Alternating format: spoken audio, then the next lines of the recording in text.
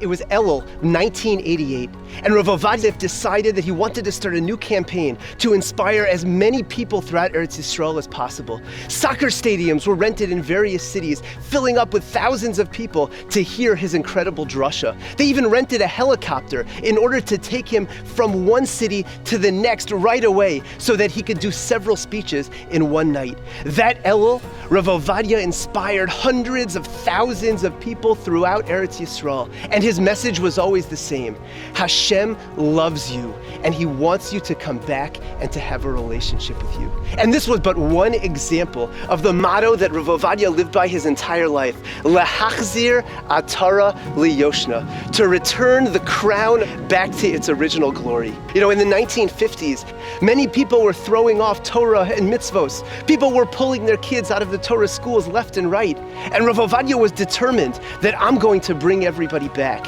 Rav Ovadia had set his mind to give a Torah education to as many Sephardic Jews as possible. He had started what was called the Ma'ayan HaChinuch HaTorani, a network of 650 schools throughout Eretz Yisrael providing a Torah education. In 2010, there were over 50,000 boys and girls enrolled in these Torah schools. But Rav Ovadia said that wasn't enough. He saw that there were teens that were on the street involved in drugs and crime, and he decided to start the El HaMa'ayan program, where there were social activities, after-school programs, day camps, and of course Torah learning opportunities to be able to save these special neshamas. You know, there was one time where there were a few boys on a Shabbos morning playing soccer in the field, and one boy kicked the ball so hard that it went all the way to the shul right next door to the field. And right then, Rav Ovadia was coming out of the door, and the ball hit Rav Ovadia in the head, and it knocked off his hat. And these boys all started laughing at the rabbi.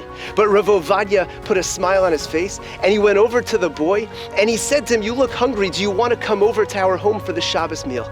And while the boy was a little cynical, he said, "You know what? I really am hungry." And he came over to their home, and he had the Shabbos meal. And that night, when he had nowhere to sleep, Rav Ovadia and the Rebbetzin offered him a bed, and he stayed there. And this went on day in and day out until finally they ended up marrying him off. He got involved in Torah learning and eventually became a dayan in Yerushalayim. And this was one of 12 other boys that Rav Ovadia and the Rebbetzin took care of. And his love for every single Jew took on another aspect as well. In 1973, during the Yom Kippur War, there were close to 1,000 Israeli soldiers whose bodies were not found or who were unidentifiable, leaving their young wives as agunos, people who cannot remarry. And Rav Ovadia took on the incredible task of trying to find a heter, trying to allow each one of these young ladies to remarry.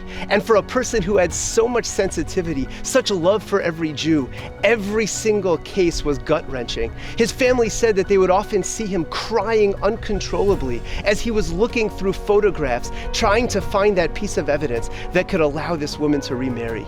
And this care for agunos is something that stuck with him his entire life. Approximately 14 years before he passed away, Rav Ovadia had a heart attack, and the doctor said he needed an emergency surgery. And he told them, he said, "Listen, I need to go back home for 3 hours before the surgery." And they said, "Why?" He said, "Because I was in the middle of writing a tshuva to free an aguna. And what's going to happen if something goes wrong with the surgery and I pass away? Who's going to have the mercy on this woman to allow her to remarry?" And the doctor said, okay, and he went back home, finished the tshuva, and then came back for the surgery. And with all of his incredible love for Klal Yisrael and his immense responsibilities as chief rabbi, his love for Torah learning is something that never left him. Towards the end of his life, they said that he was learning often for 18 hours a day. You know, at a certain point in time, he had complications with his eyes. And the doctor told him, what you need to do is to rest your eyes. You need to stop reading from the Sfarim for a few months, and then your eyes will be much better. And he looked at the doctor, and he said, "I don't think I can accept your recommendation. What would you do if the doctor told you that there was a problem with your lungs, and for the next several months, you need to stop breathing?" He said, "To me, Torah is just like breathing."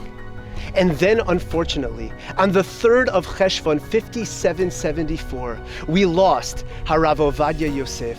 Over 850,000 people packed the streets of Yerushalayim to pay their final respects. People who were not religious at all were seen crying uncontrollably in the streets over the passing of Rav Ovadia. Rav Ovadia Yosef was responsible for the incredible growth of the Sephardic community that we have today, with tens of thousands of true Torah families keeping Torah and mitzvos. Let us never forget the incredible life that Rav Ovadia Yosef lived, his unbelievable hasmada, his dedication to the growth of all of Klal Yisrael. And let us ask ourselves right now, what can I do to be a little more like Chacham Ovadia Yosef, Zecher Tzadik V'Kadosh Livrach?